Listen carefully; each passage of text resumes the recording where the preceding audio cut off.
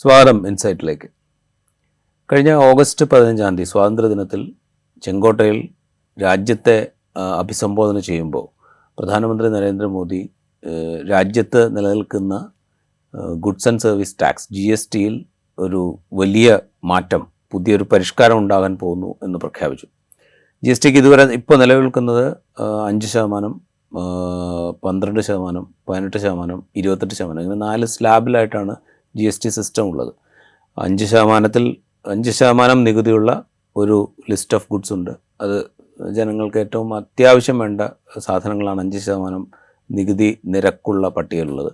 അത് കഴിഞ്ഞാൽ കുറച്ചുകൂടെ 12% നികുതി നിരക്കുള്ള കുറേ ഉൽപ്പന്നങ്ങളുണ്ട്, 18% ഉള്ള ഉൽപ്പന്നങ്ങളുണ്ട്, 28% ഉള്ള ഉൽപ്പന്നങ്ങളുണ്ട്. ഇത് മാറ്റിയിട്ട് 5%, 18% ഇങ്ങനെ രണ്ടാക്കി നികുതി സ്ലാബുകൾ മാറ്റാൻ പോകുന്നു എന്ന പ്രഖ്യാപനം അദ്ദേഹം നടത്തി. എന്നിട്ട് അത് ജനങ്ങൾക്ക് വലിയ ആശ്വാസം നൽകുന്ന കാര്യമാണ്, ഉൽപ്പന്നങ്ങളുടെയൊക്കെ വില കുറയും, ജനങ്ങളുടെ ജീവിത ചെലവ് കുറയും എന്നൊക്കെ അദ്ദേഹം പറയുകയുണ്ടായി. ഒറ്റ നോട്ടത്തിൽ അത് ശരിയുമാണ്. കാരണം 28% നികുതി ഉള്ള ഒരു ഉൽപ്പന്നത്തിൻ്റെ നികുതി നിരക്ക് 18%ലേക്ക് വരികയാണെങ്കിൽ നികുതി കുറയും, വില കുറയും എന്നുള്ളത് വസ്തുതയാണ്. അതുപോലെ 18% ഉണ്ടായിരുന്നതിൻ്റെ 12% ആവുകയാണെങ്കിൽ, 12% ഉള്ളതിൻ്റെ 5% ആവുകയാണെങ്കിലൊക്കെ വില കുറയും എന്നുള്ളത് വസ്തുതയാണ്. പെട്ടെന്ന് നോക്കിയാൽ നമുക്ക് ജനങ്ങൾക്ക് വലിയ ആശ്വാസം നൽകുന്ന ഒരു തീരുമാനമാണ് എന്ന് പറയാം. ബീഹാറിൽ നിയമസഭാ തെരഞ്ഞെടുപ്പ് വരാൻ പോവുകയാണ്. അത് കഴിഞ്ഞാൽ മറ്റ് നിയമസഭകളിലേക്കുള്ള തെരഞ്ഞെടുപ്പ് വരും, കേരളം അടക്കമുള്ള സംസ്ഥാനങ്ങളിലെ തെരഞ്ഞെടുപ്പ് വരും. ഇതൊക്കെ ലാക്കാക്കിയാണ് ഈ പ്രഖ്യാപനം എന്നൊക്കെയുള്ള വിലയിരുത്തലുണ്ടായി. അതിന് പിറകെ കേരളം, ഒരുപക്ഷെ കേരളത്തിൽ നിന്ന് മാത്രമാണ് അത്രയും വലിയ വിമർശന സ്വഭാവത്തോടുകൂടിയുള്ള കമൻ്റ് വന്നത്. സംസ്ഥാന ധനകാര്യമന്ത്രി, കഴിഞ്ഞ ദിവസം മുഖ്യമന്ത്രിയൊക്കെ സംസ്ഥാനത്തിൻ്റെ വരുമാനത്തെ വലിയ തോതിൽ ദോഷകരമായി ബാധിക്കുന്നതാണ് ഈ പ്രഖ്യാപനം എന്ന് പറഞ്ഞു. ഒരു ഫെഡറൽ ഭരണക്രമത്തെ ഇല്ലായ്മ ചെയ്യുന്ന, സംസ്ഥാനങ്ങളുടെ സാമ്പത്തിക അധികാരത്തെ ഇല്ലായ്മ ചെയ്യുന്ന, അവർക്ക് സ്വന്തമായി പദ്ധതികൾ ആസൂത്രണം ചെയ്ത് നടപ്പാക്കാനുള്ള അധികാരത്തെ ഇല്ലായ്മ ചെയ്യുന്ന തീരുമാനമാണിത് എന്ന് വിമർശിക്കുകയുണ്ട്. ഇതേക്കുറിച്ചാണ് നമ്മൾ ഇന്ന് സംസാരിക്കുന്നത്. നമുക്കൊപ്പം ഉള്ളത് അനിൽ വർമ്മയാണ്. അദ്ദേഹം സാമ്പത്തിക ശാസ്ത്ര വിദഗ്ധനാണ്, ഗുരുവായൂരപ്പൻ കോളേജിലെ അധ്യാപകനാണ്, സ്ഥല അപ്ഡേറ്റിൻ്റെ പ്രേക്ഷകർക്കൊക്കെ പരിചിതനാണ്. ഈ ഒറ്റ നോട്ടത്തിൽ ഈ പറഞ്ഞ പോലെ 2 സ്ലാബിലേക്ക് വരുന്നു എന്ന് പറയുമ്പോൾ ഉൽപ്പന്നങ്ങളുടെ വില കുറയും എന്നുള്ളൊരു അഡ്വാൻറ്റേജ് ഉണ്ട് ജനങ്ങൾക്ക്. GST നടപ്പാക്കിയത് 2017 ജൂലൈയിലാണ്. ഒരുപാട് കാലത്തെ ശ്രമത്തിന് ശേഷം GST നടപ്പാക്കുന്നു. അന്ന് തന്നെ ഇത് സംസ്ഥാനങ്ങളുടെ വിഭവ സമാഹാരത്തിന് മേലുള്ള കടന്നുകയറ്റാണ് എന്നുള്ള വിമർശനം ഉണ്ടായിരുന്നു. അപ്പോൾ ഇപ്പോൾ പറയുന്നത് വെച്ചാൽ 2017 നടപ്പാക്കിയ ഒരു 8 വർഷത്തിന് ശേഷം വലിയ ഡ്രാസ്റ്റിക് ആയിട്ടുള്ളൊരു ചേഞ്ചിലേക്ക് വരികയാണ് എന്ന് പറയുകയാണ്. യഥാർത്ഥത്തിൽ ഈ വില കുറയ്ക്കുക എന്നുള്ള ഉദ്ദേശമാണോ സർക്കാരിനുള്ളത്? GST നടപ്പാക്കിയത് മുമ്പ് പറഞ്ഞതുപോലെ തന്നെ സംസ്ഥാനങ്ങളുടെ വരുമാനത്തിൽ ഒരു 50% കുറവ് വരുമാനത്തിൽ വരുന്നൊരു സാഹചര്യം ഉണ്ടായിരുന്നു. ഇപ്പോൾ ഈ ഒരു പ്രഖ്യാപനം പ്രൈം മിനിസ്റ്റർ നടത്തിയിരിക്കുന്ന ഇൻഡിപെൻഡൻസ് ഡേയുടെ ഭാഗമായിട്ട് നടത്തിയിരിക്കുന്നത് ഒരു ദീപാവലി ഗിഫ്റ്റ് എന്നുള്ള രീതിയിലാണ് പ്രഖ്യാപിച്ചിരിക്കുന്നത്. അതുകൊണ്ട് അത് തീർച്ചയായിട്ടും GSTയിൽ പരിഷ്കാരങ്ങൾ ആവശ്യമാണെന്നുള്ള കാര്യത്തിൽ യാതൊരു സംശയവുമില്ല. പക്ഷേ യഥാർത്ഥത്തിൽ ഈ പരിഷ്കാരം ഈ സ്ലാബുകൾ ഏകീകരിക്കുന്ന മാത്രമാണോ അതിൽ പരിഷ്കാരം എന്നുള്ളത് നമ്മൾ ശ്രദ്ധിക്കേണ്ടിയിരിക്കുന്നത്. കാരണം GSTയെ സംബന്ധിച്ച് അതിൻ്റെ രജിസ്ട്രേഷനിലുള്ള നൂലാമാലകൾ, അഡ്മിനിസ്ട്രേറ്റീവായിട്ടുള്ള പ്രശ്നങ്ങൾ പരിഹരിക്കപ്പെടുക, അതുപോലെ തന്നെ അതിൻ്റെ റിട്ടേൺ എളുപ്പത്തിലാക്കുക, അതിനുള്ള അഡ്മിനിസ്ട്രേറ്റീവ് പ്രശ്നങ്ങൾ, റെഡ് ടേപ്പിസം എല്ലാം പരിഹരിക്കുക. അങ്ങനെ ആ ഒരു സിസ്റ്റത്തിൻ്റെ നാവിഗേഷൻ വളരെ ഈസി ആയിട്ട് അത് ഉപയോഗിക്കുന്ന ആളുകൾക്ക് കൊണ്ടുവരിക എന്ന രീതിയിലൊരു പരിഷ്കാരമാണ് അതിൽ ആത്യന്തികമായിട്ട് വേണ്ടത്. അതിന് പകരം ഈ റേറ്റ് ഏകീകരിക്കുക എന്ന് പറയുന്നത് കൊണ്ട് വലിയ ഗുണമുണ്ടാകും തോന്നുന്നില്ല. ഇപ്പോൾ ഉദാഹരണത്തിന് ഈ SBIയുടെ റിസർച്ച് വിങ്ങിൻ്റെ ഭാഗമായിട്ട് ഇക്കോറാപ്പ് എന്ന് പറയുന്ന അവരുടെ ഒരു റിസർച്ച് പുൾ ഔട്ടിൽ അവർ അവകാശപ്പെടുന്നത് ഇത് യഥാർത്ഥത്തിൽ ഈ വില കുറയുന്നത് ആളുകളുടെ കൺസംഷൻ വർദ്ധിപ്പിക്കും. വില കുറയുമ്പോൾ സാധനങ്ങൾ ആളുകൾ കൂടുതൽ വാങ്ങും. അങ്ങനെ കൺസംഷനിലുണ്ടാകുന്ന ഇൻക്രീസ് മൾട്ടിപ്ലയർ ടൈംസിൽ നമ്മളുടെ നാഷണൽ ഇൻകത്തിനെ ഹെൽപ്പ് ചെയ്യും, ഇൻക്രീസ് ചെയ്യാൻ ഹെൽപ്പ് ചെയ്യും. അങ്ങനെ ഇപ്പോൾ നമ്മളുടെ രാജ്യത്ത് നിലനിൽക്കുന്ന ഒരുതരം ചോദന പ്രതിസന്ധി പരിഹരിക്കാൻ ഈ ഒരു ടാക്സ് റേറ്റിലുണ്ടാകുന്ന കുറവ് ഉപകരിക്കും എന്നാണ് ഈ ഇക്കോ റാപ്പിൻ്റെ ഒരു കണ്ടെത്തൽ. യഥാർത്ഥത്തിൽ അത് ഈ രണ്ട് ഭാഗങ്ങൾ, ഈ വരുന്ന ടാക്സ് റേറ്റിലുണ്ടാകുന്ന കുറവ് കൊണ്ട് സമ്പദ് വ്യവസ്ഥയിൽ ഉണ്ടാകുന്ന രണ്ട് തരത്തിലുള്ള ഇമ്പാക്റ്റിൽ ഒരു ഇമ്പാക്റ്റിനെ മാത്രമേ ബൂസ്റ്റ് ചെയ്ത് കാണിക്കുന്നുള്ളൂ. വില കുറയുന്നു എന്നുള്ളത് ശരിയാണ്. അപ്പം അങ്ങനെ വരുമ്പോൾ ഇപ്പം മുൻപ് സൂചിപ്പിച്ചതുപോലെ 12% ഉണ്ടായിരുന്ന വസ്തുക്കളുടെ GST നികുതി 5% കുറച്ചു. അപ്പോൾ അവിടെ ഒരു 7% കുറവാണ് ജനങ്ങൾക്ക് ആയിട്ട് വരുന്നത്. അതേപോലെ തന്നെ 28% നികുതി ഉണ്ടായിരുന്നത് 18% കുറച്ചപ്പോൾ ഒരു 10% കുറവ്. അങ്ങനെ വരുമ്പോൾ ഈ 7% എന്ന് പറയുന്നത് മൊത്തം GST വരുമാനം, കഴിഞ്ഞ വർഷത്തെ 2024-25 GST വരുമാനം എന്ന് പറയുന്നത് 22.08 ലക്ഷം കോടി രൂപയാണ്. അതിൻ്റെ 0.35% മാത്രമേ അതാവുന്നുള്ളൂ. ഈ 7% ജനങ്ങൾക്ക് കൊടുക്കുന്ന. അതുപോലെ തന്നെ 10% ജനങ്ങൾക്ക് 28% 18 കുറയ്ക്കുന്നത് വഴി കിട്ടുന്ന 10% എന്ന് പറയുന്നത് മൊത്തം GST വരുമാനത്തിന്റെ 1.35% ആകുന്നുള്ളൂ, 1.1% ആകുന്നുള്ളൂ. അപ്പൊ അങ്ങനെ മൊത്തം 1.45%, മൊത്തം GST വരുമാനത്തിന്റെ 1.45% ജനങ്ങൾക്ക് കൊടുക്കുന്നതായിട്ട്, അതായത് ടാക്സ് റേറ്റിൽ കുറവ് വരുത്തുന്നതുകൊണ്ട് ജനങ്ങൾക്ക് കിട്ടുന്ന അധികമായിട്ട് കൺസംഷന് കിട്ടുന്ന വരുമാനം എന്ന് പറയുന്നത്. ഈ വരുമാനം നമ്മളുടെ മൊത്തം GST വരുമാനത്തിന്റെ 1.45% എന്ന് പറയുന്നത് ഏതാണ്ട് 32,000 കോടി രൂപയാണ്. പിന്നെ നമ്മൾ കണക്കാക്കുമ്പോൾ ഈ 32,000 കോടി രൂപ എന്ന് പറയുന്നത് നമ്മുടെ മൊത്തം ആഭ്യന്തര ഉൽപാദനത്തിന്റെ ഏതാണ്ട് 0.096% വരുള്ളൂ. അതായത് എല്ലാം കണക്കാക്കി ഒരു 0.1% മാത്രം, മൊത്തം ആഭ്യന്തര ഉൽപാദനത്തിന്റെ 0.1% മാത്രമാണ് ഈ തരത്തിലൊരു ടാക്സ് ഇൻസെൻറ്റീവ് എന്നുള്ള രീതിയിൽ, അല്ലെങ്കിൽ ടാക്സ് റേറ്റിലുള്ള കുറവെന്നുള്ള രീതിയിൽ ജനങ്ങൾക്ക് കൊടുക്കുന്നത്. അപ്പോൾ അങ്ങനെ കൊടുക്കുന്ന സമയത്ത് അത് ഉപഭോഗം വർദ്ധിപ്പിക്കും എന്നാണ് പറയുന്നത്. എന്നാൽ അതേസമയം ഏതാണ്ട് ഇത് കുറയ്ക്കുന്നത് വഴി SBI തന്നെ കണക്കാക്കുന്നത് 85,000 കോടി രൂപയുടെ കുറവ് പിന്നെ ഗവൺമെന്റിനുണ്ടാകും എന്നുള്ളതാണ്. ഇപ്പം ഇവിടെ നമുക്ക് രണ്ട് സിനാരിയോ കൺസിഡർ ചെയ്യാം. ഗവൺമെന്റിന് വരുമാനം കുറയുമ്പോൾ അത് ഫിസ്ക്കൽ ഡെഫിസിറ്റ് വർദ്ധിപ്പിക്കുന്ന ഒരു സാഹചര്യം ഉണ്ടാവും. അങ്ങനെ വരുമ്പോൾ ഫിസ്ക്കൽ ഡെഫിസിറ്റ് വർദ്ധിപ്പിക്കുന്നത് എങ്ങനെയാണെന്ന് ചോദിച്ചാൽ, ഗവൺമെന്റ് അതിൻ്റെ സ്പെൻഡിങ്, ഗവൺമെന്റിനുള്ള വരുമാനം കുറയുന്നു, അതിൻ്റെ സ്പെൻഡിങ്, വരുമാനത്തിൽ വരുന്ന കുറവ് കാരണം അതിൻ്റെ സ്പെൻഡിങ്ങും ഗവൺമെന്റ് വെട്ടിച്ചുരുക്കുന്നു. അപ്പം അങ്ങനെയാണെങ്കിൽ ഫിസ്ക്കൽ ഡെഫിസിറ്റിൽ ഒരു മാറ്റവും വരില്ല. കാരണം വരുമാനം വരുന്നില്ല, സ്പെൻഡിങ്ങും വെട്ടിച്ചുരുക്കുന്നു. അപ്പോൾ ഫിസ്ക്കൽ ഡെഫിസിറ്റിൽ മാറ്റം വരില്ല. അപ്പോൾ ജനങ്ങൾ കൂടുതൽ സ്പെൻഡ് ചെയ്യും എന്നുള്ളത് ശരിയാണ്. ഗവൺമെന്റ് ഇവിടെ അതിന്റെ ചെലവ് ചുരുക്കുകയും ചെയ്യും. അപ്പൊ അങ്ങനെ വരുമ്പോൾ ഈ മൾട്ടിപ്ലയർ ഇഫക്റ്റ് പരസ്പരം കോമ്പൻസേറ്റ് ചെയ്തു പോകും. അപ്പോൾ ഒരിക്കലും അത് വരുമാനം വർദ്ധിപ്പിക്കില്ല. അത് ലോങ് ടേമിൽ ഒരിക്കലും ജനങ്ങൾക്ക് അല്ലെങ്കിൽ രാജ്യത്തെ സാമ്പത്തിക പ്രവർത്തനങ്ങൾ, പ്രത്യേകിച്ച് GDP വർദ്ധിപ്പിക്കുന്നതിന് കാരണമാകില്ല. കാരണം ഒരു ഭാഗത്ത് ജനങ്ങൾ അവരുടെ കൺസംഷൻ കൂട്ടുമ്പോൾ മറുഭാഗത്ത് സർക്കാരിന്റെ സ്പെൻഡിങ് കുറയ്ക്കുകയാണ്. മാത്രമല്ല, സർക്കാർ ഈ സ്പെൻഡിങ് കുറയ്ക്കുന്നത് എഡ്യൂക്കേഷനും ഹെൽത്തും പോലെയുള്ള മേഖലകളിലാണ്. അത് ദൂരവ്യാപകമായ രീതിയിൽ നമ്മളുടെ നാളത്തെ ഹ്യൂമൻ റിസോഴ്സിനെ കൂടെ ബാധിക്കുന്ന വിധത്തിലുള്ള സാമൂഹിക പശ്ചാത്തല സൗകര്യങ്ങളാണ്. അപ്പം അങ്ങനെ ഒരു ഇഫക്റ്റ് ആണ് ഒന്നാമത്തെ സെനാരിയോ പറയാനുള്ളത്. അപ്പോൾ അത് ഫിസ്ക്കൽ ഡെഫിസിറ്റ് വർദ്ധിപ്പിക്കാത്ത ഒരു സിനാരിയോ ആണ് ഉണ്ടാകുന്നത് എങ്കിൽ അത് ഒരു രീതിയിലും നമ്മളുടെ സാമ്പത്തിക പ്രവർത്തനത്തിന് ഗുണകരമാകില്ല ഇത്.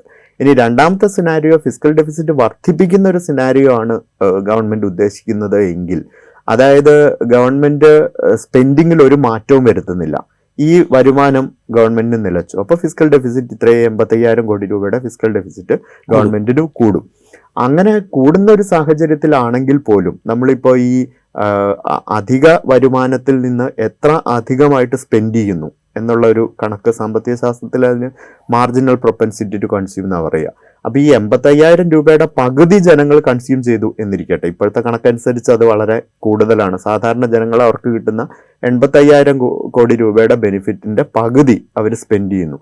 അങ്ങനെ സ്പെൻഡ് ചെയ്യുകയാണെങ്കിൽ പോലും ഈ ഗുണാങ്കം, അതായത് മൾട്ടിപ്ലയർ എന്ന് പറയുന്നത് 2 വരുള്ളൂ. അപ്പൊ ഈ 0.1% അവർക്ക് കിട്ടുന്ന ടാക്സ് വഴി കിട്ടുന്ന ബെനിഫിറ്റ്, അധിക വരുമാനം. ആ അധിക വരുമാനത്തെ ഈ 2 കൊണ്ട് ഗുണിച്ച 0.2% വർധനവേ GDP ഉണ്ടാകാൻ പോകുന്നുള്ളൂ. അതിനെയാണ് ഈ വലിയ ഒരു പിന്നെ ദീപാവലി ബെനിഫിറ്റ് ഈ പറയുന്ന സാമ്പത്തിക ക്രൈസിസിൽ നിന്ന് കരകയറാനുള്ള ഒരു മാർഗം എന്നൊക്കെ പറഞ്ഞ് അവതരിപ്പിക്കുന്നത്. അത് ഒരിക്കലും ഈ രീതിയിൽ 2 സെനാരിയോ നോക്കിക്കഴിഞ്ഞാലും, ഈ 2 സെനാരിയോ വരാൻ സാധ്യതയുള്ളൂ. അത് 2 നോക്കിക്കഴിഞ്ഞാലും ഫിസിക്കൽ ഡെഫിസിറ്റ് വർദ്ധിപ്പിക്കാതെ നോക്കിയാലും ഫിസിക്കൽ ഡെഫിസിറ്റ് വർദ്ധിപ്പിച്ച് നോക്കിയാലും പിന്നെ ഇത് GDP-യുടെ വർധനവിന് വലിയ രീതിയിലുള്ളൊരു വർധനവിന് കാരണമാകുന്നില്ല. അത് തന്നെയാണ് കേരള ഗവൺമെൻറ് പിന്നെ ഇതുമായിട്ട് ബന്ധപ്പെട്ട് നടത്തിയ പഠനത്തിലും കഴിഞ്ഞ 2-3 വർഷം മുമ്പ് നടത്തിയ പഠനത്തിലും ഈ GST-യിൽ വരുന്ന കുറവ് കൊണ്ട് വലിയ രീതിയിൽ കൺസംഷൻ വർദ്ധിച്ചതായി കാണുന്നില്ല എന്ന് പറയുന്നു. അപ്പം ബാക്കി നടപടികൾ പോലെ തന്നെ ഇതും ഗവൺമെൻറ്റിൻ്റെ ഒരു പരിധിവരെ ഒരു പ്രൊപ്പഗൻഡയായിട്ട് തന്നെ കണക്കാക്കേണ്ടി വരും. ഈ മൊത്തം നഷ്ടം എന്ന് പറയുന്നത്, അതായത് ഈ 2 നടപടികൾ, 2 സ്ലാബുകൾ എടുത്തു കളഞ്ഞിട്ട് നികുതി നിരക്കുകൾ കുറച്ച് കഴിഞ്ഞാൽ ഉണ്ടാകുന്ന മൊത്തം കേന്ദ്ര സർക്കാരിൻ്റെ നഷ്ടം, അല്ലെങ്കിൽ നികുതി വരുമാനത്തിൽ ഉണ്ടാകുന്ന നഷ്ടം എന്ന് പറയുന്നത് 85,000 കോടി രൂപയാണെന്ന് പറഞ്ഞല്ലോ. അപ്പോൾ അതിലൊരു ഓഹരി മാത്രമാണല്ലോ സ്റ്റേറ്റുകൾക്ക് നഷ്ടമാവുക. അപ്പോൾ സ്റ്റേറ്റുകൾ പിന്നെ എന്തുകൊണ്ടാണ്, ഇപ്പോൾ കേരളം പോലുള്ളൊരു സ്റ്റേറ്റ് ഇത് സ്റ്റേറ്റിനെ വലിയ തോതിൽ ഹനിക്കുന്നതാണ് എന്ന് പറയുന്നത് എന്തുകൊണ്ട്? കേരളത്തിനെ സംബന്ധിച്ച് പ്രത്യേകിച്ചും ബാക്കി സംസ്ഥാനങ്ങളെ സംബന്ധിച്ചും GST നടപ്പാക്കിയത് തന്നെ വലിയ രീതിയിലുള്ള ഒരു വരുമാന നഷ്ടത്തിലേക്കാണ് നയിച്ചിരിക്കുന്നത്. GST നടപ്പാക്കുമ്പോൾ കേന്ദ്ര ഗവൺമെൻറ് പറഞ്ഞിരുന്നത് അവരുടെ 14% അവർക്ക് റവന്യൂ സംരക്ഷണം ഉണ്ടാകും എന്നുള്ളതാണ്. എന്നാൽ 14% ഉണ്ടാകും. ഈ മൊത്തം വെയ്റ്റഡ് ആവറേജ് ഓഫ് GST എന്ന് പറയുന്നത് 15.5% ആയിരിക്കും എന്നും അന്ന് ഇതുമായിട്ട് ബന്ധപ്പെട്ട കമ്മീഷൻ വന്ന സമയത്ത് പ്രഖ്യാപിച്ചിരുന്നു. പക്ഷേ നടപ്പിലാക്കി വന്നപ്പോൾ അത് 14% സംരക്ഷണയായി. പിന്നീട് ഇപ്പോഴത് കഴിഞ്ഞ 2023 നടത്തിയൊരു പഠനം, RBI ആണെന്ന് തോന്നുന്നു, നടത്തിയ പഠന പ്രകാരം അത് 14%. ഇപ്പോഴത് വീണ്ടും കുറഞ്ഞ് 9.8% കുറയും എന്നാണ്, ഈ പരിഷ്കാരങ്ങൾ നടപ്പാക്കി കഴിഞ്ഞാൽ 9.8% കുറയും എന്നാണ് പറയുന്നത്. നമുക്ക് അതൊന്നും, ഈ കണക്കുകളൊന്നും നോക്കാതെ തന്നെ വളരെ സ്വാഭാവികമായിട്ടുള്ള കാര്യം നോക്കിയാൽ തന്നെ 50% സെയിൽസ് ടാക്സ് മുൻപുണ്ടായിരുന്നതിൽ നിന്ന് 50% കുറവ് സംസ്ഥാനങ്ങൾക്ക് വന്നിട്ടുണ്ട്. പിന്നെ ആ കുറവ് GST നടപ്പിലാക്കിയപ്പോൾ തന്നെ സംസ്ഥാനങ്ങൾക്ക് വന്നിട്ടുണ്ട്. ഈ സംസ്ഥാനങ്ങളെല്ലാം നമ്മളുടെ സാമ്പത്തിക പ്രവർത്തനങ്ങളെല്ലാം മുന്നിൽ നിന്ന് ജനങ്ങളോട് അടുത്തു നിന്ന് നേരിടുന്ന ഭരണത്തിൻ്റെ സംവിധാനമാണ്. ഇപ്പോൾ പ്രകൃതി ദുരന്തങ്ങൾ വന്നാലോ അല്ലെങ്കിൽ ബാക്കി മഹാമാരികൾ വന്നാലോ എല്ലാം അതിനെ മുന്നിൽ നിന്ന് നേരിടുന്നത് സംസ്ഥാന സർക്കാരുകളാണ്. ജനങ്ങളോട് അടുത്ത് നിന്ന് ജനങ്ങളുടെ വികസന പ്രശ്നങ്ങൾ കുറെ കൂടെ അടുത്ത് നിന്ന് കേന്ദ്ര സർക്കാരിനെ അപേക്ഷിച്ച് നോക്കുമ്പം നോക്കിക്കാണുന്നത് സംസ്ഥാന സർക്കാരുകളാണ്. അപ്പം അവരെ സംബന്ധിച്ച് അവരുടെ ചെലവ് വളരെ കൂടുതലാണ്. പക്ഷെ ചെലവിന് ആവശ്യമായ വരുമാനം ചെലവോട്ട് കുറയ്ക്കാൻ പറ്റില്ല. ജനങ്ങളായിട്ട് നേരിട്ട് കുറയ്ക്കാൻ പറ്റില്ല. അപ്പൊ അങ്ങനെ നോക്കുമ്പോൾ അവർക്ക് വരുമാനം കുറവ്, നേരെ കീഴ്മേൽ മറിഞ്ഞ ഒരു ഫിസ്ക്കൽ സ്ട്രക്ചറാണ് ഇപ്പോൾ നിലനിൽക്കുന്നത്. അതുകൊണ്ട് GST-യോട് പെർസെ സംസ്ഥാന സർക്കാരുകൾക്ക് വരുമാനത്തിന്റെ കാര്യത്തിലൊരു എതിർപ്പുണ്ട്. കേരളത്തിന് പ്രത്യേകിച്ചും. കാരണം എന്താ വെച്ചാൽ കേരളം ഇത്രയധികം ജനങ്ങൾക്ക് സാമൂഹ്യക്ഷേമ പെൻഷൻ കൊടുക്കുന്ന ഒരു സംസ്ഥാനമാണ്. ഒട്ടനവധി സാമൂഹ്യക്ഷേമ നടപടികൾ കേരള ഗവൺമെൻറ് എടുത്തുകൊണ്ടിരിക്കുകയാണ്. ജീവനക്കാർക്ക് കൊടുക്കുന്ന റവന്യൂ എക്സ്പെൻഡിച്ചർ വളരെ കൂടുതലുണ്ട്. അപ്പം റവന്യൂ എക്സ്പെൻഡിച്ചർ വളരെ മോശമാണ് എന്നുള്ളൊരു കാഴ്ചപ്പാടുണ്ട്. പക്ഷെ എന്നാലും കേരളത്തിൻ്റെ സാമൂഹിക വികാസത്തിന് ഏറ്റവും കൂടുതൽ കാരണമായത് കേരളത്തിൻ്റെ റവന്യൂ എക്സ്പെൻഡിച്ചറും കൂടിയാണ്. അപ്പം അങ്ങനെയുള്ളൊരു സംസ്ഥാനത്തിന് വരുമാനം കുറയുകയും കൂടെ ചെയ്യുമ്പം അത് ഈ സാമൂഹിക സുരക്ഷാ സംവിധാനങ്ങളെ, നമ്മുടെ സംസ്ഥാനത്തെ സാമൂഹിക സുരക്ഷാ സംവിധാനങ്ങളെ അത് വളരെ മോശമായിട്ട് ബാധിക്കാൻ സാധ്യതയുള്ളത് കൊണ്ടാണ് കേരളം അതിൽ ശക്തമായ ഒരു എതിർപ്പ് രേഖപ്പെടുത്താൻ കാരണം. ഈ GST നടപ്പാക്കിയ സമയത്ത് ഈ പറഞ്ഞ പോലെ ഒരു കോമ്പൻസേഷൻ പാക്കേജ് ഉണ്ട് സംസ്ഥാനങ്ങൾക്ക്. അതായത് നടപ്പാക്കുമ്പോൾ സംസ്ഥാനങ്ങൾക്ക് നേരത്തെ സെയിൽ ടാക്സ് ആണെങ്കിലും വാല്യൂ ആഡഡ് ടാക്സ് ആണെങ്കിലും ഒക്കെ ഉണ്ടായിരുന്നപ്പോൾ ലഭിച്ചിരുന്ന വരുമാനവുമായി തട്ടിച്ചു നോക്കി അതിൽ വരുന്ന നഷ്ടം നികത്തി കൊടുക്കുക എന്ന് പറയുന്നൊരു സ്കീം അത് 2022 വരെ തുടർന്നു തോന്നുന്നു. 2022 അത് നിർത്തുന്നത്. പക്ഷെ അത് നിർത്തിയ സമയത്ത് തന്നെ ഇതിപ്പം നിർത്താൻ പാടില്ല, ഞങ്ങളുടെ വരുമാനം പഴയതുമായി തട്ടിച്ചു നോക്കുമ്പോൾ അതിലേക്ക് എത്തിയിട്ടില്ല, ഇത് നിർത്താൻ പറ്റില്ല എന്ന് കേരളത്തിലുള്ള സംസ്ഥാനങ്ങൾ ആവശ്യപ്പെട്ടു. അത് ഈവൻ BJP ഭരിക്കുന്ന സംസ്ഥാനങ്ങൾ പോലും അത് ആവശ്യപ്പെട്ടിരുന്നു. അപ്പോൾ ആ സിനാരിയോ ഇപ്പോഴും നിൽക്കുന്നുണ്ട്. അതായത് നേരത്തെ സെയിൽ ടാക്സ് ആയിരുന്ന സമയത്തോ അല്ലെങ്കിൽ വാല്യൂ ആഡഡ് ടാക്സ് ആയിരുന്ന സമയത്തോ സംസ്ഥാനങ്ങൾക്ക് കിട്ടിയിരുന്ന വരുമാനം ഇപ്പൊ കിട്ടുന്നില്ല എന്നുള്ളൊരു പ്രശ്നം അവിടെ നിൽക്കുന്നുണ്ട്. അതിനോടൊപ്പം തന്നെ ഈ GST കേന്ദ്രത്തിൽ നിന്ന് കിട്ടിയിട്ട് കേന്ദ്രം സംസ്ഥാനങ്ങൾക്ക് കൊടുക്കുകയാണല്ലോ ചെയ്യുന്നത്. നമ്മൾ ഒരിടത്തേക്ക് ടാക്സ് അടയ്ക്കുന്നുള്ളൂ. സംസ്ഥാനത്തിന് സെപ്പറേറ്റ് ആയിട്ടും കേന്ദ്രത്തിന് സെപ്പറേറ്റ് ആയിട്ടും അല്ല അയക്കുന്നത്. കേന്ദ്രത്തിൽ കൊടുക്കുകയും അതിന്റെ വിഹിതം സംസ്ഥാനം അത് കൃത്യസമയത്ത് കൊടുക്കാത്തൊരു പ്രശ്നം സംസ്ഥാനങ്ങൾ അഭിമുഖീകരിക്കുന്നുണ്ട്. ഇങ്ങനെ ഈ സംസ്ഥാനങ്ങളുടെ ഒരു എന്താ പറയുക ദൈനംദിന പ്രവർത്തനങ്ങളെ പോലും പ്രതിസന്ധിയിലാക്കുന്ന വിധത്തിലുള്ള സിസ്റ്റമാണ് ഇപ്പം നിലനിൽക്കുന്നത്. അതിന്റെ കൂടെയാണ് ഈ പറയുന്ന വരുമാന നഷ്ടം കൂടുതൽ ഉണ്ടാവും എന്നുള്ള പ്രശ്നം. അതാണ് സത്യം പറഞ്ഞു കഴിഞ്ഞാൽ ഈ കേരളം പോലെയുള്ള സംസ്ഥാനങ്ങളെ കൂടുതൽ പ്രശ്നത്തിലാണ്. അതെ, തീർച്ചയായിട്ടും. അത് മാത്രമല്ല, ഈ GST കോമ്പൻസേഷൻ എന്ന് പറയുന്നത് വളരെ രസകരമായൊരു സംഗതിയാണ്. 2022 അത് ഒരു രീതിയിലും മുന്നോട്ട് കൊണ്ടുപോകാൻ പറ്റില്ല എന്ന നിലപാടാണ് കേന്ദ്രം എടുത്തത്. അപ്പോൾ അപ്പോഴും നമ്മൾക്ക് വലിയ രീതിയിലുള്ള വരുമാന നഷ്ടം ഉണ്ടാകുന്നുണ്ട്. അപ്പോൾ 5 വർഷത്തേക്കെന്ന് പറഞ്ഞാണ് അത് ആദ്യം നടപ്പിലാക്കിയത്. അത് തന്നെ കേന്ദ്ര ഗവൺമെന്റ് കൊടുക്കുന്നത് കേന്ദ്ര ഗവൺമെന്റിന്റെ ഫണ്ടിൽ നിന്നല്ല. 1% മുതൽ 290% വരെ പിന്നെ കോമ്പൻസേഷൻ സെസ് എന്ന് പറഞ്ഞ് ഏർപ്പെടുത്തിയ ശേഷം ആ സെസ്സിൽ നിന്നാണ് ഈ പണം എടുത്ത് കൊടുക്കുന്നത്. എന്നാൽ 2022 മാർച്ചിൽ അത് പിൻവലിച്ചു എങ്കിലും ഈ സെസ് ഇപ്പോഴും പിൻവലിച്ചിട്ടില്ല. അത് വീണ്ടും ചുമത്തിക്കൊണ്ടിരിക്കുകയാണ്.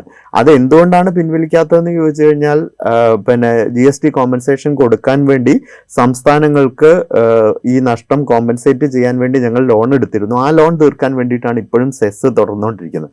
അപ്പോൾ എന്ന് പറഞ്ഞാൽ ഈ കോമ്പൻസേഷൻ എന്ന് പറയുന്ന പണം മുഴുവനും കൊടുക്കുന്നത് കേന്ദ്ര ഗവൺമെന്റ് കേന്ദ്ര ഗവൺമെന്റിന്റെ ധനകാര്യ സംവിധാനത്തിൽ നിന്നല്ല, മറിച്ച് അതിനുവേണ്ടി വീണ്ടും ജനങ്ങളെ സെസ് ചുമത്തി പിഴിഞ്ഞുകൊണ്ട് അതിൽ നിന്നാണ് കോമ്പൻസേഷൻ പോലും കേന്ദ്ര ഗവൺമെന്റ് കൊടുത്തോണ്ടിരിക്കുന്നത്. കേന്ദ്ര ഗവൺമെന്റ് അപ്പോൾ യഥാർത്ഥത്തിൽ കേരളത്തിലെ ജനങ്ങളിൽ നിന്ന് പണം മേടിച്ച് ആ പണം കേരളത്തിന് തിരിച്ചു കൊടുക്കുക, അങ്ങനെ സംസ്ഥാനങ്ങൾക്ക് നിന്ന് പണം മേടിച്ച് അത് സംസ്ഥാനങ്ങൾക്ക് തിരിച്ചു കൊടുക്കുക എന്നുള്ള ഒരു ഇടനിലക്കാരന്റെ റോള് മാത്രമേ അവിടെ നിർവഹിക്കുന്നുള്ളൂ. അപ്പം ആ രീതിയിൽ സെസ് വളരെ കോമ്പൻസേഷൻ എന്ന് പറയുന്നത് വളരെ കൗതുകമുള്ളൊരു സംഗതിയാണ്. പിന്നെ രണ്ടാമത്തെ കാര്യം പറഞ്ഞത്, എല്ലാ കാലത്തും ഇപ്പോഴത്തെ ഈ ഒരു ധനകാര്യ സംവിധാനം, അതായത് ഫിസ്ക്കൽ ഫെഡറൽ സംവിധാനം എന്ന് പറയുന്നത് കീഴ്മേൽ മറിഞ്ഞൊരു സംവിധാനമായിട്ടാണ് ഇപ്പം നിലനിൽക്കുന്നത്. അത് എല്ലാ കാലത്തും അങ്ങനെ ആയിരുന്നു എന്നുള്ളതാണ് സത്യം. പക്ഷേ അതിൻ്റെ ഡിസ്ട്രിബ്യൂഷൻ സമയത്ത് നടത്താതിരിക്കുക, പിന്നെ ഈ ഫൈനാൻസ് കമ്മീഷൻ പോലെയുള്ള സ്റ്റാറ്റ്യൂട്ടറി ബോഡികളിൽ കടന്നു കയറി അവരുടെ തീരുമാനത്തെ സ്വാധീനിച്ച് സംസ്ഥാനങ്ങൾക്ക് ന്യായമായിട്ടും ലഭിക്കേണ്ട ഗ്രാൻഡ് പോലെയുള്ള കാര്യങ്ങളിൽ പിന്നെ പൊളിറ്റിക്കലായിട്ടുള്ള ഡിസിഷൻ്റെ പുറത്ത് അത് ചെയ്യുക തുടങ്ങിയ കാര്യങ്ങൾ കേന്ദ്ര ഗവൺമെൻറ് എപ്പോഴും ചെയ്തുകൊണ്ടിരിക്കുകയാണ്. അതിൻ്റെ ഭാഗമായിട്ട് സംസ്ഥാനങ്ങളുടെ ധനകാര്യ സംവിധാനങ്ങൾ വളരെ തകർന്ന ഒരവസ്ഥയിലാണ്. അത് പിന്നെ പരിഹരിക്കാൻ, കാരണം തനത് വരുമാനം കൊണ്ട് അവരുടെ ചെലവുകൾ കണ്ടെത്തേണ്ട ഒരു അവസ്ഥയിലേക്ക് സംസ്ഥാനങ്ങളെ പുഷ് ചെയ്തുകൊണ്ടിരിക്കുകയാണ്. ഇത് പറയുമ്പോഴേ ഇപ്പോൾ ഈ ഫിനാൻസ് കമ്മീഷൻ്റെ കാര്യം പറഞ്ഞപ്പോൾ ഈ 5 വർഷം കൂടുമ്പോൾ നിശ്ചയിക്കുന്ന ഈ ഫിനാൻസ് കമ്മീഷനാണല്ലോ ഈ നികുതി വിഹിതത്തിൽ എത്ര സംസ്ഥാനങ്ങൾക്ക് കൊടുക്കണം എന്നുള്ള സംബന്ധിച്ചുള്ള തീരുമാനം എടുക്കുന്നത്. ഈ കഴിഞ്ഞ വർഷങ്ങളിലൊക്കെ ഇപ്പം 2016-2021 LDF സർക്കാരിൻ്റെ കാലത്ത് ധനകാര്യമന്ത്രിയായിരുന്ന തോമസ് ഐസക് നിരന്തരം ഈ പ്രശ്നം ഉന്നയിച്ചിരുന്നു. അതായത് ഫിനാൻസ് കമ്മീഷൻ സംസ്ഥാനങ്ങൾക്ക് കൊടുക്കേണ്ട വിഹിതം കുറയ്ക്കുകയാണ് എന്ന് പറഞ്ഞിട്ട് ആ വിമർശനം ഉന്നയിച്ചിരുന്നു. പിന്നീട് ധനകാര്യ കമ്മീഷൻ ഇപ്പം 41% തോന്നുന്നു നികുതി വിഹിതത്തിൽ സംസ്ഥാനങ്ങൾക്ക് കൊടുക്കുന്നത്. അതായത് എല്ലാ സംസ്ഥാനങ്ങളും ആകെ കിട്ടുന്ന ഇപ്പോൾ 100 രൂപ കിട്ടുന്നുണ്ടെങ്കിൽ ഇതിൽ 41 രൂപ എല്ലാ സംസ്ഥാനങ്ങളുമായിട്ട് വിഭജിച്ചു കൊടുക്കുക എന്നുള്ളൊരു പണിയാണ് ചെയ്തുകൊണ്ടിരിക്കുന്നത്. സത്യം പറഞ്ഞു കഴിഞ്ഞാൽ ഈ സംസ്ഥാനങ്ങളിൽ നിന്ന് പിരിച്ചെടുക്കുന്ന പണം കേന്ദ്രം കൈവശം വയ്ക്കുകയും എന്നിട്ട് അതിൽ പകുതി പോലും സംസ്ഥാനങ്ങൾക്ക് തിരികെ കൊടുക്കാതിരിക്കുകയും ചെയ്യുന്ന ഒരു സിസ്റ്റമാണ് നിലനിൽക്കുന്നത്. അത് കുറെ കാലമായിട്ട് അങ്ങനെ തന്നെയാണ് നിൽക്കുന്നത്. അതിനാണെങ്കിൽ പല ക്രൈറ്റീരിയ ഉണ്ട്. പോപ്പുലേഷൻ ഒരു ക്രൈറ്റീരിയ ആണ്, പിന്നാക്കാവസ്ഥ ഒരു ക്രൈറ്റീരിയ ആണ്, ഭൂവിസ്തൃതി ഒരു ക്രൈറ്റീരിയ ആണ്. ഇതൊക്കെ വെച്ച് നോക്കുമ്പോൾ കേരളത്തിന് കിട്ടുന്ന തുക പിന്നെയും കുറയാണ് ചെയ്യുക. കാരണം പോപ്പുലേഷൻ ഗ്രോത്ത് കുറവാണ്, ഭൂവിസ്തൃതി കുറവാണ്, പിന്നെ മറ്റ് ഘടകങ്ങൾ ഇപ്പോൾ ഹ്യൂമൻ റിസോഴ്സിൻ്റെ ഡെവലപ്മെൻ്റ് ആണെങ്കിലും ഇപ്പോൾ ആരോഗ്യ മേഖലയിലെ ഡെവലപ്മെൻ്റ് ആണെങ്കിലും അങ്ങനെയുള്ള വിദ്യാഭ്യാസ മേഖലയിലെ പുരോഗതിയാണ്, ഇതൊക്കെ മുന്നിൽ നിൽക്കുന്നു. അപ്പോൾ അതുകൊണ്ട് അത് വീണ്ടും കുറയും. അപ്പോൾ ചുരുക്കത്തിൽ കേരളം പോലെയുള്ള, അപ്പോൾ കേരളം തമിഴ്നാട് പോലെയുള്ള സംസ്ഥാനങ്ങൾക്കായിരിക്കും ഈ 5-18 എന്ന 2 സ്ലാബിലേക്ക് ആക്കിയിട്ട് ഈ നികുതി വിഹിതം 85,000 കോടി രൂപ കുറയുമ്പോൾ അതിൽ നിന്ന് കൂടുതൽ കുറയാ കേരളവും തമിഴ്നാടും പോലുള്ള സംസ്ഥാനങ്ങൾ. അങ്ങനെയാണ് നമ്മൾ കണക്കാക്കേണ്ടത്. കാരണം ഈ നികുതി വിഹിതത്തിന്റെ കാര്യത്തിൽ തന്നെ മുൻപ് സൂചിപ്പിച്ച പോലെ തോമസ് ഐസക് ആണെങ്കിലും ഇപ്പോഴത്തെ ധനകാര്യമന്ത്രി ആണെങ്കിലും വളരെ കൃത്യമായിട്ട് നികുതി വിഹിതത്തിന്റെ കാര്യത്തിൽ, പ്രത്യേകിച്ച് ഫിനാൻസ് കമ്മീഷന്റെ വഴിയുള്ള നികുതി വിഹിതത്തിന്റെ കാര്യത്തിൽ വന്ന കുറവുകൾ ചൂണ്ടിക്കാണിച്ചിട്ടുണ്ട്. അത് മാത്രമല്ല ഈ പിന്നെ ഗ്രാൻറ്റുകളിൽ ഗവൺമെന്റ് നടത്തുന്ന ഇടപെടലുകൾ, മുമ്പ് പ്ലാനിംഗ് കമ്മീഷൻ വഴി വിതരണം ചെയ്തിരുന്ന ഗ്രാൻറ്റുകൾ ഇപ്പോൾ നീതി ആയോഗ് വന്നതിന് ശേഷം ഗ്രാൻറ്റുകൾ മുഴുവൻ വിതരണം ചെയ്യുന്നത് പിന്നെ ധനകാര്യ മന്ത്രാലയത്തിന്റെ ഒരു ആംബിറ്റിലാക്കി മാറ്റിയതിനെ കുറിച്ച് സൂചിപ്പിക്കപ്പെട്ടിട്ടുണ്ട്. അപ്പോൾ അത് തികച്ചും പൊളിറ്റിക്കലായിട്ട് BJP ഭരിക്കുന്ന സംസ്ഥാനങ്ങൾക്ക് കൂടുതൽ കൊടുക്കുന്ന രീതിയിലേക്ക് മാറിയിട്ടുണ്ട്. പിന്നെ ദുരിതാശ്വാസ സഹായം കൊടുക്കുന്നതിന്റെ കാര്യത്തിലുമൊക്കെ വന്നിരിക്കുന്ന കാര്യങ്ങൾ പലപ്പോഴും ചൂണ്ടിക്കാണിച്ചിട്ടുണ്ട്. ആ സമയത്ത് ദക്ഷിണേന്ത്യൻ സംസ്ഥാനങ്ങളാണ് വളരെ വലിയ രീതിയിൽ ഇതിന്റെ പ്രശ്നങ്ങൾ അനുഭവിക്കുന്നത്. പ്രത്യേകിച്ച് BJP ഇതര രാഷ്ട്രീയ പാർട്ടികൾ ഭരിക്കുന്ന സംസ്ഥാനങ്ങളിൽ വലിയ പ്രശ്നങ്ങൾ ഇതുമായിട്ട് ബന്ധപ്പെട്ടിട്ട് രൂപീകൃതമായിട്ടുണ്ട്. ഇപ്പോൾ GST ഏകീകരണം വഴി വരുമ്പം പിന്നെ ഈ പറയുന്ന സ്ലാബ് കുറയ്ക്കുന്നത് കൊണ്ട് കേന്ദ്ര ഗവൺമെന്റിന് വരുന്ന വിഹിതത്തിൽ ഞാൻ മുൻപ് സൂചിപ്പിച്ച പോലെ 85,000 കോടി രൂപയുടെ കുറവ് എന്ന് SBI പറയുന്നതാണ്. അത്രയും കുറവ് വരുന്നുണ്ട്. അതിൻ്റെ ഒരു ഓഹരി നോക്കുന്ന സമയത്ത് കേരളവും തമിഴ്നാടും പോലെയുള്ള ദക്ഷിണേന്ത്യൻ സംസ്ഥാനങ്ങൾക്ക് വലിയ കുറവ് ഉണ്ടാകുമെന്നുള്ള കാര്യത്തിൽ സംശയമില്ല. മാത്രമല്ല ഒരു ഭാഗത്ത് ആ രീതിയിൽ GST വളരെ പ്രധാനപ്പെട്ട ഒരു വരുമാന സ്രോതസ്സാണ് സംസ്ഥാനങ്ങളുടെ, അവരുടെ ചെലവുകൾ കണ്ടെത്തുന്നതിനുള്ള.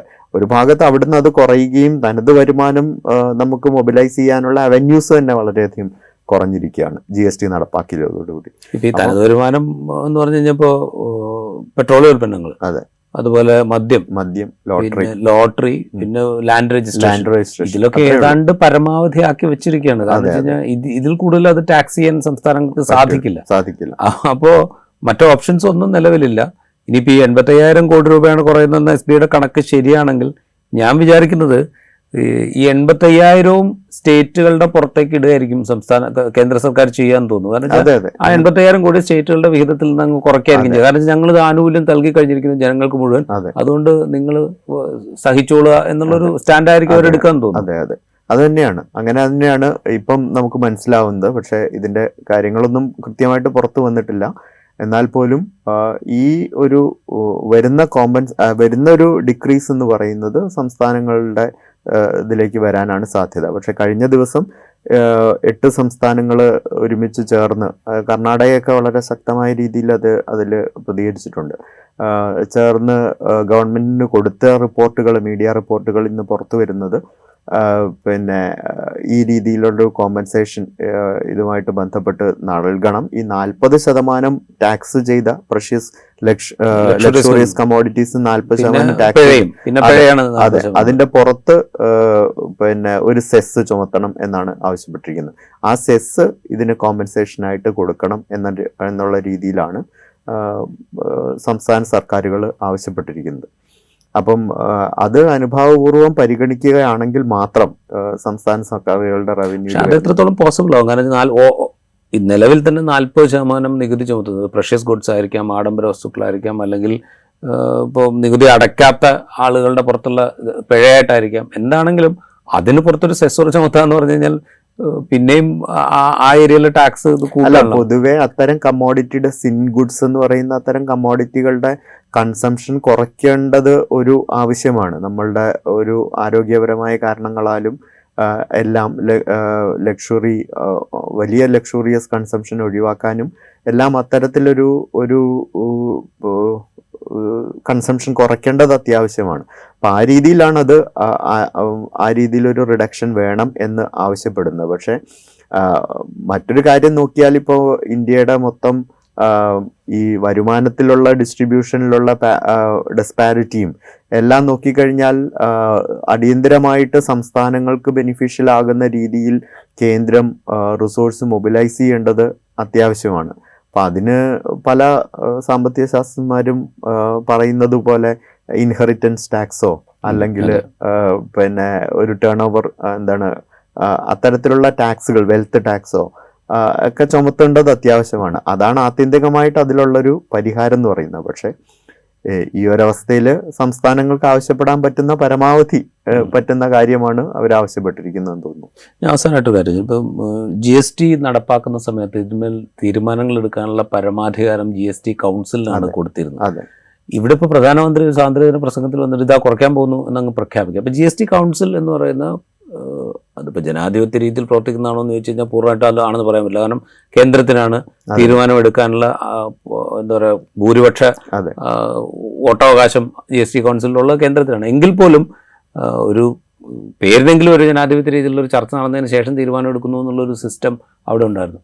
അതൊന്നും ഇനി ആവശ്യമില്ല എന്നുള്ളൊരു സൂചനയാണ് പ്രധാനമന്ത്രി ഈ പ്രഖ്യാപനം. ഞങ്ങൾ തീരുമാനിച്ചോളാം, ഞങ്ങൾ പറഞ്ഞാൽ അത് ചെയ്താൽ മതി GST കൗൺസിൽ എന്ന്. അതായത് ഭരണഘടനാ സ്ഥാപനമാണെങ്കിലും സ്റ്റാറ്റ്യൂട്ടറി ബോഡീസ് ആണെങ്കിലും അവർക്കൊന്നും പ്രത്യേകിച്ച് റോളൊന്നുമില്ല, നമ്മൾ കൽപ്പിക്കും അവരത് ചെയ്തോളൂ എന്നുള്ളൊരു മട്ടിലേക്ക് കാര്യങ്ങൾ പോയെന്ന് തോന്നുന്നു. ഈ ഒരു തീരുമാനം വന്നതിൽ വളരെ കൃത്യമായിട്ട് മുൻപ് ഉള്ള GST എടുത്ത തീരുമാനങ്ങൾ എടുത്തതിൽ നിന്നും വിഭിന്നമായിട്ടുള്ള ഒരു രീതി കാണാം. പ്രത്യേകിച്ച് പ്രധാനമന്ത്രി അത് പ്രഖ്യാപിക്കുന്നു, അതിനുശേഷം ഒരു ഗ്രൂപ്പ് ഓഫ് മിനിസ്റ്റേഴ്സിനെ അതിന് ചുമതലപ്പെടുത്തുന്നു. അവര് ചർച്ചകളൊന്നും കൂടാതെ, ഇതിനെക്കുറിച്ച് വലിയ ചർച്ചയൊന്നും കൂടാതെ അത് GST കൗൺസിലിലേക്ക് വിടുന്നു. ഇനിയിപ്പോൾ കൗൺസിൽ സെപ്റ്റംബർ മാസത്തിൽ കൂടിയിട്ട് ഇതിലൊരു തീരുമാനം എടുക്കട്ടെ എന്നുള്ള രീതിയിലാണ് വച്ചിരിക്കുന്നത്. പക്ഷെ ഇത് സംസ്ഥാനങ്ങൾ എത്രമാത്രം സംസ്ഥാനങ്ങളുടെ ഭാഗത്തുനിന്ന് GST കൗൺസിലിൽ ഒരു സപ്പോർട്ട് ഇതിന് കിട്ടും എന്നുള്ളത് നമ്മൾ നോക്കേണ്ടതാണ്. കാരണം പ്രത്യേകിച്ച് ഈ 8 സംസ്ഥാനങ്ങൾ ഒരുമിച്ച് ചേർന്ന് ഒരു തീരുമാനം ഇതിൽ എടുത്തത് വളരെ പോസിറ്റീവായിട്ട് നമ്മൾ കാണണം. കാരണം അതിൻ്റെ ആ ഒരു ഒത്തൊരുമ തീർച്ചയായിട്ടും GST കൗൺസിലിൽ നമുക്ക് കാണാൻ സാധിക്കുന്നതാണ് എനിക്ക് തോന്നുന്നത്. ഒറ്റ കാര്യമുണ്ട്, നമ്മുടെ ഇതിനെ ഇപ്പോൾ ഒരു ഫെഡറൽ ഭരണക്രമത്തെ ഇല്ലാതാക്കാനുള്ള ഒരു ശ്രമം വലിയ തോതിൽ കഴിഞ്ഞ കാലങ്ങളിലൊക്കെ നടക്കുന്നത് നമ്മൾ കണ്ടുകൊണ്ടിരിക്കുന്നത്. പല രീതിയിൽ സംസ്ഥാനങ്ങളുടെ പലതരത്തിലുള്ള അധികാരങ്ങളിലേക്ക് കടന്നു കയറുന്നത്, നിയമനിർമ്മാണത്തിലുള്ള അധികാരത്തിലേക്ക് വരെ കടന്നു കയറുന്നത് നമ്മൾ കണ്ടിട്ടുണ്ട്. ഇപ്പോൾ കാർഷിക മേഖലയിൽ ഉണ്ടാക്കിയ 3 നിയമങ്ങൾ വന്നപ്പോൾ സംസ്ഥാനങ്ങളുടെ പരിധിയിലുള്ള വിഷയത്തിൽ കേന്ദ്ര സർക്കാർ നിയമം ഉണ്ടാക്കിയത് നമ്മൾ കണ്ടു. അത് പിൻവലിക്കേണ്ടി വന്നു എന്നുള്ളത് വേറെ പ്രശ്നം. അങ്ങനെ പലതരത്തിൽ ഇവിടെ വളരെ എന്താ പറയുക, GST തന്നെയും സംസ്ഥാനങ്ങളുടെ വിഭവസമാഹരണത്തിലുള്ള അധികാരം ഇല്ലാതാക്കുകയാണ് ചെയ്തത്. ഇനിയിപ്പോൾ മൊത്തത്തിൽ സംസ്ഥാനങ്ങളുടെ കാര്യങ്ങളിൽ സംസ്ഥാനങ്ങൾക്കൊന്നും ഇതിലൊരു റോളും ഇല്ല എന്നുള്ള മട്ടിലേക്കാണ് ഇപ്പോഴത്തെ പ്രഖ്യാപനങ്ങൾ വഴി കേന്ദ്ര സർക്കാർ പോയിക്കൊണ്ടിരിക്കുന്നത്. അതിനോടൊപ്പം ഈ ലോക്കൽ ബോഡികൾക്ക് ഡയറക്റ്റായിട്ടാണ് കേന്ദ്ര സർക്കാർ ഫണ്ടുകൾ അനുവദിച്ചുകൊണ്ടിരിക്കുന്നത്. അപ്പോൾ ഈ സംസ്ഥാന ഗവൺമെൻറ് എന്ന് പറയുന്നത് പ്രത്യേകിച്ച് അധികാരാവകാശങ്ങളൊന്നും ഇല്ലാത്ത ഒരു ബോഡി മാത്രമായിരിക്കുക, അത് മതി, അത്രയും ചെയ്താൽ മതി എന്നുള്ളൊരു കാഴ്ചപ്പാടിൻ്റെ അത് 2014 മുതൽ ആ കാഴ്ചപ്പാട് അവിടെ ഉണ്ട്. അത് കുറെ കൂടെ ബലപ്പെട്ട് വരികയാണ്. ഇനിയും കൂടുതൽ നമ്മളത് പ്രതീക്ഷിക്കണം. സംസ്ഥാന ഗവൺമെന്റുകൾ എന്ന് പറഞ്ഞു കഴിഞ്ഞാൽ ഒരു പാവ സർക്കാരായിട്ട് അവിടെ ഇരുന്നോട്ടെ അങ്ങനെ പ്രതീക്ഷിക്കണം. ഇപ്പൊ പ്രത്യേകിച്ച് സെൻട്രലി സ്പോൺസേർഡ് ആയിട്ടുള്ള സ്കീമുകൾ പലതും അത് നേരിട്ട് ലോക്കൽ ബോഡികൾക്കോ അല്ലെങ്കിൽ ബെനിഫിഷ്യറികൾക്കോ അല്ലെങ്കിൽ ഡിസ്ട്രിക്റ്റുകൾക്കോ ആണ് അതിൻ്റെ നടത്തിപ്പ് അവകാശം കൊടുക്കുന്നത്. യഥാർത്ഥത്തിൽ ഇപ്പോൾ കഴിഞ്ഞ ബഡ്ജറ്റിൽ പ്രഖ്യാപിച്ച ഈ 100 ഡിസ്ട്രിക്റ്റുകളെ അവരുടെ അഗ്രികൾച്ചറൽ പ്രൊഡക്ടിവിറ്റി വർദ്ധിപ്പിക്കാൻ ഉള്ളൊരു പദ്ധതി എന്ന് പറയുന്നത് കളക്ടറാണ് നേരിട്ട് കേന്ദ്ര ഗവൺമെന്റിന് റിപ്പോർട്ട് ചെയ്യുന്ന ഉദ്യോഗസ്ഥൻ എന്ന് പറയുന്നത്. അത് സ്റ്റേറ്റ് ഗവൺമെന്റിന്റെ ഫണ്ടിങ്ങിൽ കൂടെ അല്ല അതിൻ്റെ ഫണ്ട് വരുന്നത്. അപ്പോൾ ആ രീതിയിൽ ഒട്ടനവധി സ്കീമുകൾ ഇപ്പം നടപ്പിലാക്കുന്നുണ്ട്. അത് വളരെ നമ്മളുടെ തുടർന്നു വന്നിരിക്കുന്ന ഒരു ഫിസ്ക്കൽ ഫെഡറൽ സംവിധാനത്തെ അടിമുടി തകർക്കുന്ന രീതിയിലുള്ള സ്കീമുകളാണ് അതെല്ലാം.